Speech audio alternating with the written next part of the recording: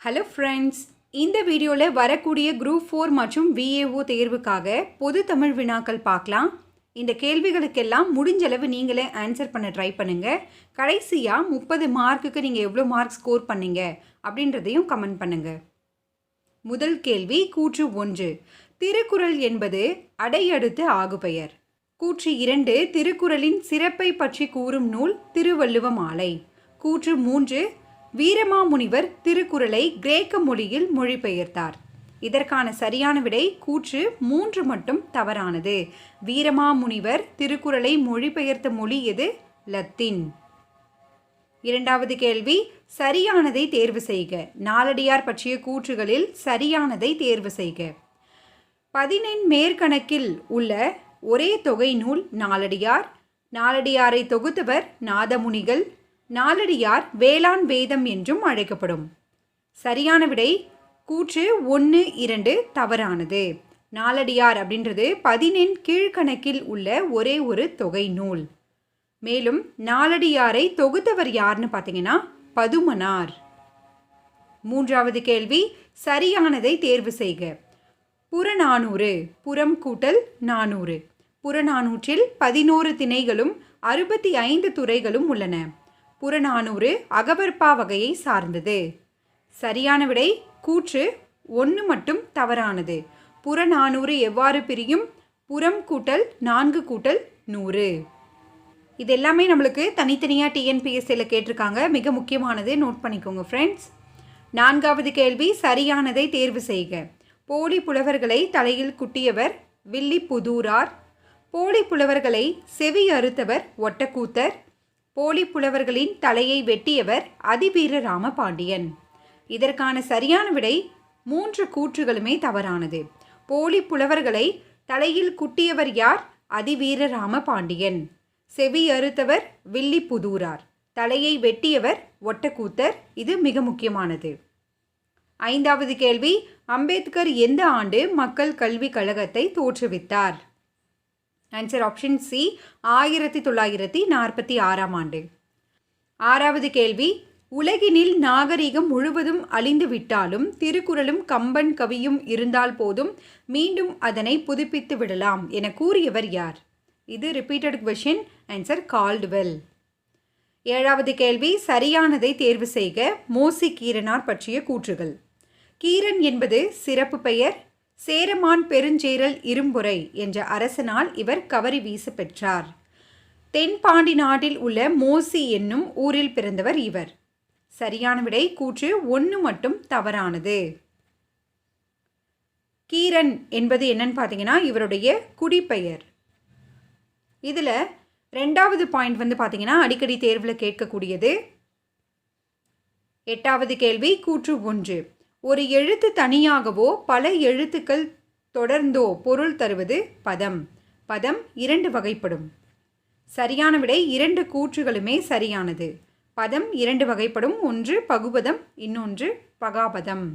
9வது கேள்வி, இகல் வெல்லும் வேந்தற்கு வேண்டும் பொழுது. இதில் இகல் என்பதன் எதிர் சொல் என்ன? இகல் என்பதன் எதிர் சொல் நட்பு. 10வது கேள்வி, சரியானதை தேர்வு செய்க. வெண்பாவின் ஈற்றடி முச்சீராய், ஏனைய அடிகள் நாற்சீராய் வரும். வெண்பா செப்பலோசை பெற்று வரும்.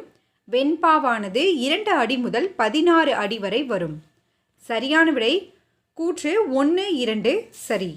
தவறு என்ன அப்படின்றத பார்க்கலாம். வெண்பாவானது 2 அடி முதல் 12 அடி வரை வரும். 11வது கேள்வி, இவற்றுள் தவறான இணை எது? பொருளின் அடிப்படையில் தவறானது ஆப்ஷன் ஏ. வைப்பு என்பதன் பொருள் நிலப்பகுதி, இசை புகழ், தொல்லை பழமை, மயக்கம் கலவை.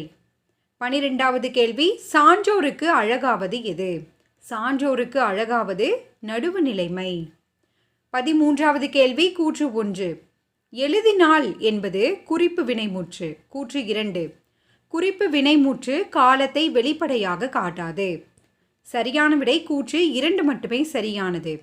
எழுதினாள் அப்படின்றது தெரிநிலை வினைமுற்று. இதில் காலம் வெளிப்படையாக வரும். அடுத்து கூற்று 1, திருவருட்பா 8 தொகுதிகள் கொண்ட பாடல்களின் தொகுப்பு. கூற்று 2, பாரதிதாசன் வள்ளலாரை புது நெறி கண்ட புலவர் என்று போற்றினார். சரியான விடை 2 கூற்றுகளுமே தவறானது. திருவருட்பாவில் உள்ள தொகுதிகள் 6. வள்ளலாரை புது நெறி கண்ட புலவர் என்று போற்றியவர் யார்? பாரதியார். இதில் இந்த கூற்று 2 தேர்வில் அடிக்கடி கேட்டிருக்காங்க ஃப்ரெண்ட்ஸ், நோட் பண்ணிக்கோங்க. அடுத்து கூற்று 1. அகநானூற்றை தொகுத்தவர் பாண்டியன் உக்கிர பெருவழுதி. கூற்று 2. அகநானூற்றை தொகுப்பித்தவர் உத்திரசன்மர். சரியான விடை 2 கூற்றுகளுமே தவறானது. அகநானூற்றை தொகுப்பித்தவர் யார்? பாண்டியன் உக்கிர பெருவழுதி.